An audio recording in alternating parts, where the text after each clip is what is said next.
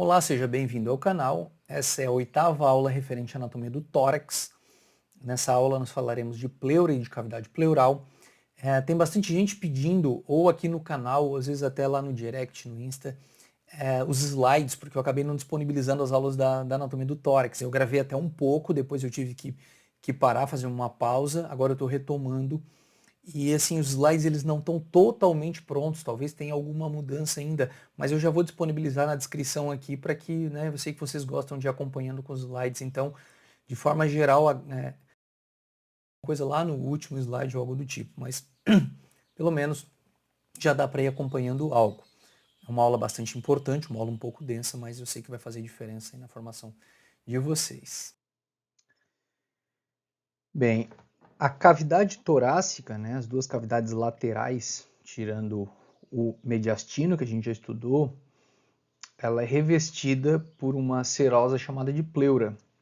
Essa pleura que nós vemos aqui revestindo internamente o tórax, ela se reflete, então ela reveste internamente, sendo a pleura parietal, né, ou seja, logo profunda a fáscia endotorácica, que é uma fáscia que tem por dentro das paredes do tórax, né, mas revestindo internamente, então tem a pleura parietal, que vem até os vasos lá do hilo do pulmão, a gente vai falar de pulmão mais à frente, ela se reflete, ela retorna envolvendo intimamente os pulmões, esse tecidinho brilhosinho como pleura visceral. Então, na verdade, é a mesma serosa que reveste a cavidade torácica e depois, por dentro, reveste externamente os pulmões, conforme nós vemos nessa imagem aqui. Só tem não é um erro, mas um detalhezinho nessa imagem. Ó. A gente vê em verdinho a pleura parietal, ó. Pleura parietal revestindo a parede, né? E chegando aqui no hilo, ela se reflete, ela faz um contorno, né? E volta revestindo intimamente o órgão, revestindo intimamente o pulmão. Não tem esse espacinho que nós vemos aqui, ó. Esse espacinho aqui entre pleura visceral e órgão e pulmão não existe. Inclusive, a pleura ela segue até nas fissuras, conforme nós veremos na aula de pulmão.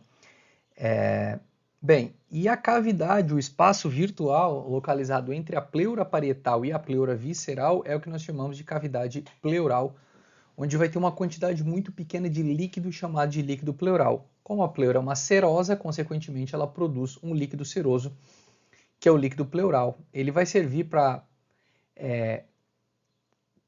diminuir atrito, né?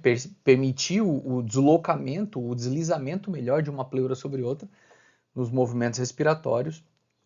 Ele serve também para ajudar a formar uma pressão negativa, né? E manter aí uma pleura contra a outra para ajudar na expansibilidade do pulmão, porque eu vou falar depois de mecânica respiratória, mas o tórax, a caixa torácica, quando expande, ela leva juntamente com ela a pleura parietal, a pleura visceral e os pulmões, né? Então os pulmões acabam se expandindo, aumentando aí o diâmetro, aumentando a área, né? O volume no interior do pulmão e fazendo com que a pressão fique negativa e que o ar acabe entrando, mas eu vou falar disso mais à frente.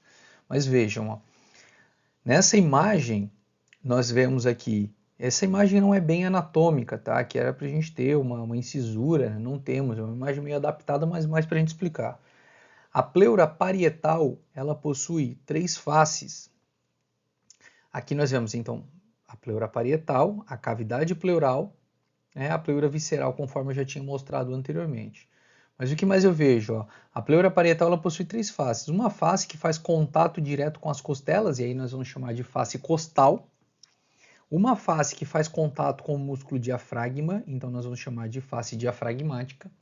E uma face que faz contato com o mediastino, nós vamos chamar de face mediastinal. Bem, no encontro entre uma face e outra da pleura fica um espaço, fica um recesso. Esse recesso, esse espaço, ele recebe um nome. Ó.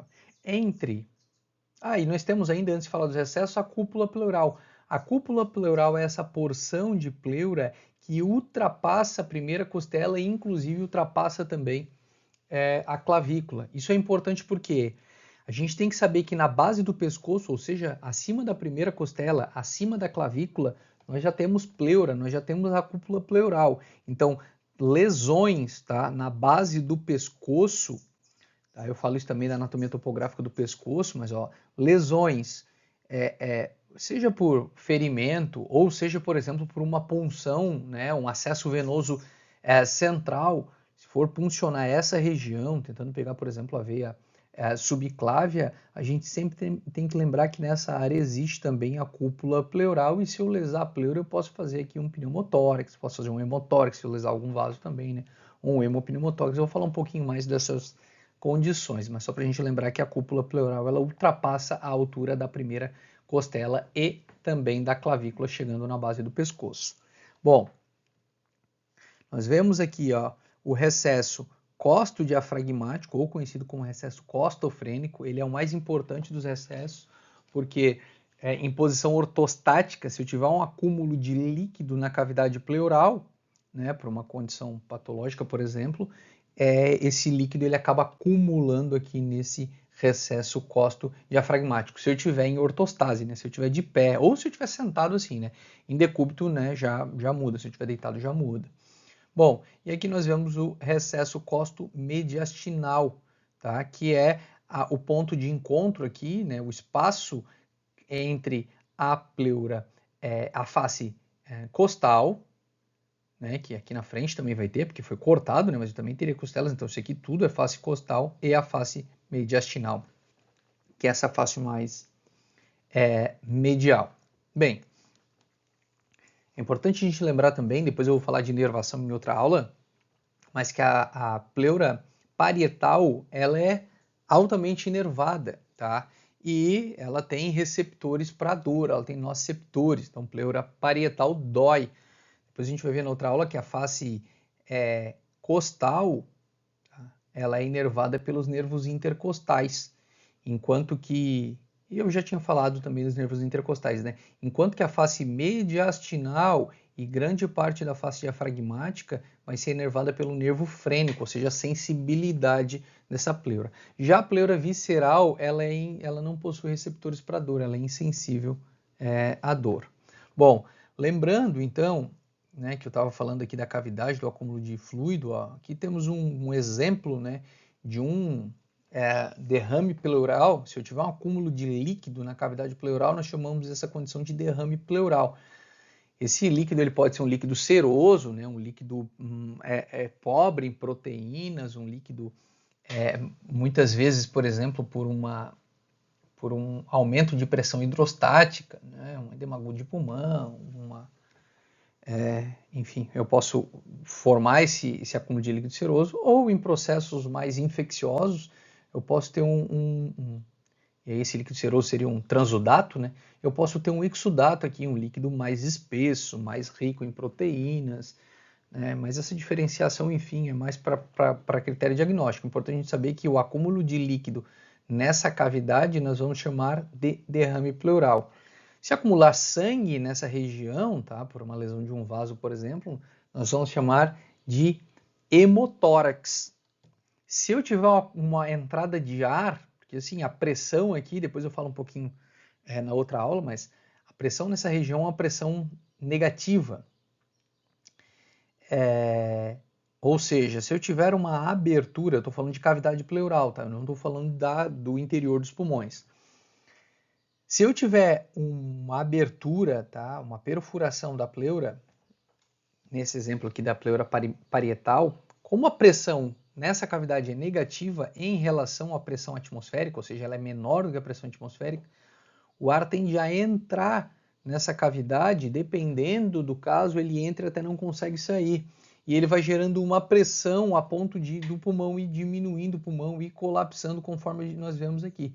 Essa condição é conhecida como um pneumotórax, né? Nesse caso, mais especificamente ainda, um pneumotórax hipertensivo, né? Uma emergência e tem que ser feito procedimentos aí de drenagem de tórax. Muitas vezes inicia com uma toracocentese, né? Introduzindo uma agulhinha aqui para permitir essa saída do ar, e depois o profissional vai acabar passando ali um dreno de tórax, o paciente fica com esse dreno, né, saindo num selo d'água para que elimine esse ar, mas enfim, o meu intuito aqui não é estar explicando como que é feita a terapêutica aqui, a ideia é pelo menos entender anatomicamente do que a gente está falando. E deixa eu ver se tem algo mais importante aqui para a gente falar sobre a questão da pleura. Bem, se eu tiver, né, um acúmulo de ar e sangue, eu posso chamar de hemopneumotórax. Se tiver a ruptura, né, não é o assunto dessa aula, mas se tiver aqui a lesão, por exemplo, do ducto torácico e começar a vazar, né, começar a vazar bile não, desculpa, começar a vazar linfa, né, para essa região, nós chamamos de quilotórax, tá? Então é uma condição também que, se vocês ouvirem falar, já vão estar cientes do que se trata.